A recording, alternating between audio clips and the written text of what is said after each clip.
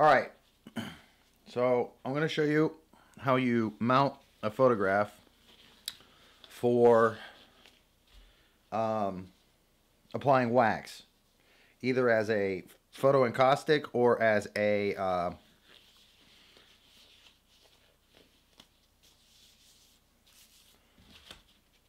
okay, I'm going to show you how to prepare your panel and how to mount your photograph to the panel so you can apply wax to your photograph. These are some very inexpensive half-inch, I guess, cradled panels. I get them from Cheap Joe's, cheapjoes.com. Great place. When I'm doing stuff for galleries and whatever, it's I get a 2-inch cradle, so it's a little deeper, and I don't have one to show you right now. Actually, I do. Here's the difference. This is a 2-inch cradled 10-inch panel.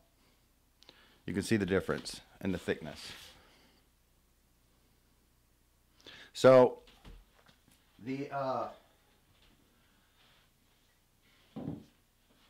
panels are pretty inexpensive. I think these are like $3 or $4 each. The more you buy, you know, economy of scale, the more you buy, the cheaper they are each. So what I do is I take some stain that I just got at Home Depot or Lowe's. You can get just whatever. Take a paper towel. Doesn't matter what kind of material you use. You can use a shirt, steel wool, I guess, whatever. I just use a paper towel. It doesn't matter if you drop on top. Just get a paper towel and stain the side all the way around.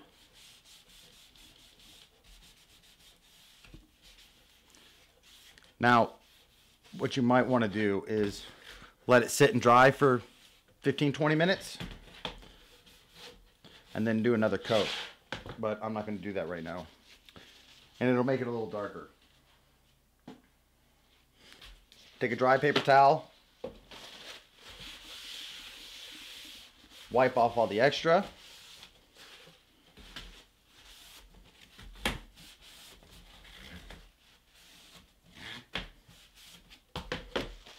Okay.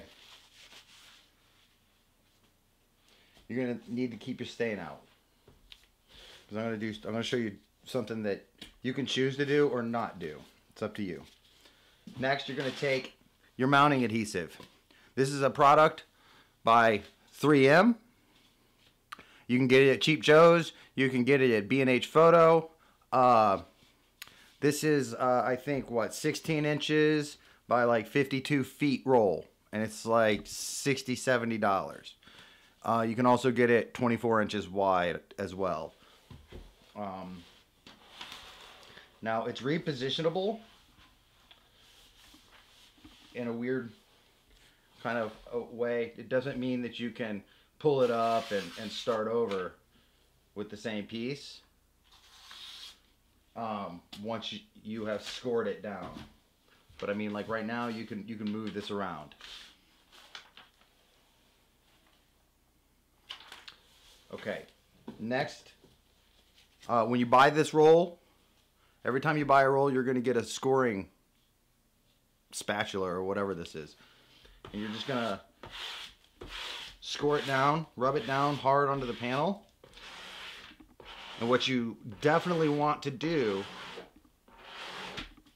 is push hard on the edges. And get it down really hard. And make sure you get the corners really well. It helps if you go one direction and then another direction. But what you're trying to do is just get an even working on this adhesive, so when you pull it up, pull towards you from a farthest corner, I'm going to pull this up, and we have an even amount of this adhesive that came off. Okay? Now, if you've missed a spot, cut a little larger. If you've missed a spot, cut a little larger on the roll to give yourself a little bit of where you can come, a little bit of extra, so you can come down here and, you know, put it down on the spots that you've missed. Now that you're done putting the adhesive on, you will have done this first.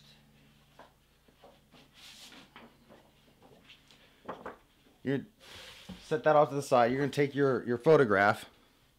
This is a photograph of a fellow artist that I took while we were installing a show. His name's Jason Kofke.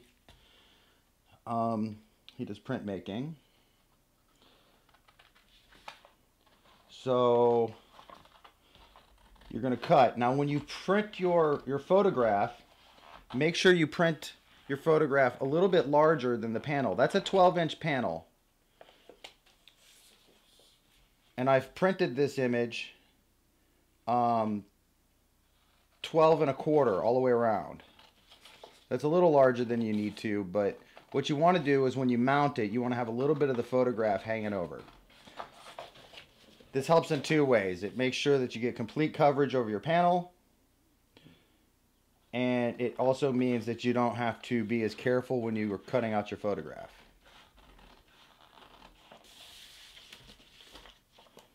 Okay, now it's time to mount your photograph.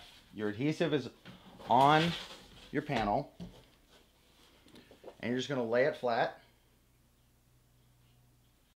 making sure that the edges hang over the side of your panel.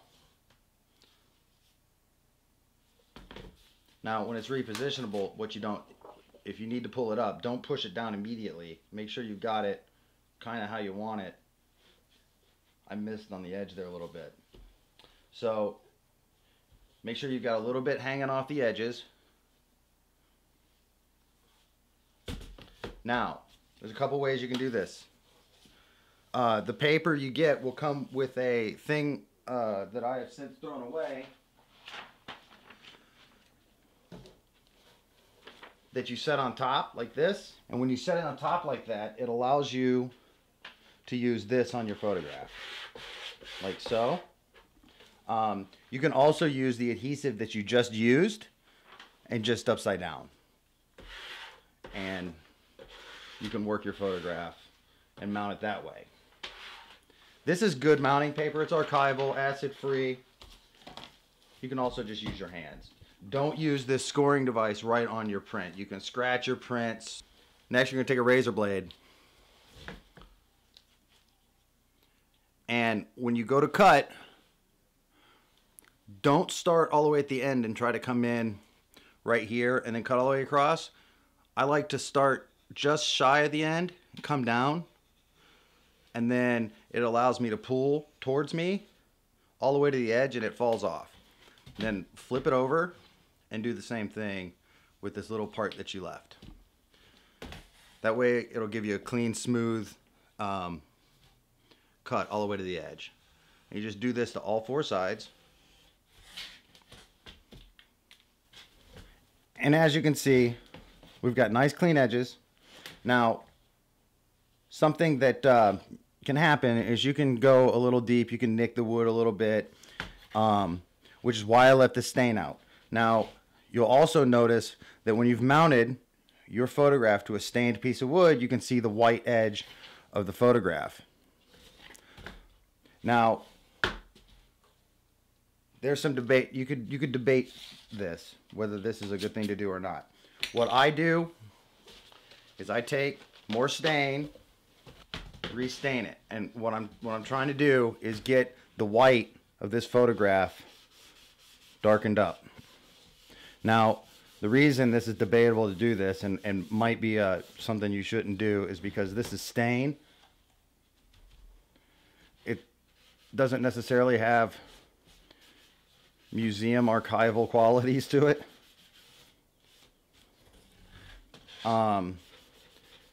but it might be okay depending on the materials you're using. You don't have to use wax. That's what I'll be showing you in the next video. But you could use gel or resin, and once you put resin on it, it's buried and it's not going anywhere and nothing's going to happen to it really. Don't really be concerned about going over the edges because it will just wipe right off with a clean paper towel. So just wipe on the edges and you're clean. You're right back to clean. So, to recap, take a panel. I get from Cheap Joe's. That's where I like to get them. But your local art store would probably have some. Just Cheap Joe's is the best buy. Print your image a little bit larger than the panel.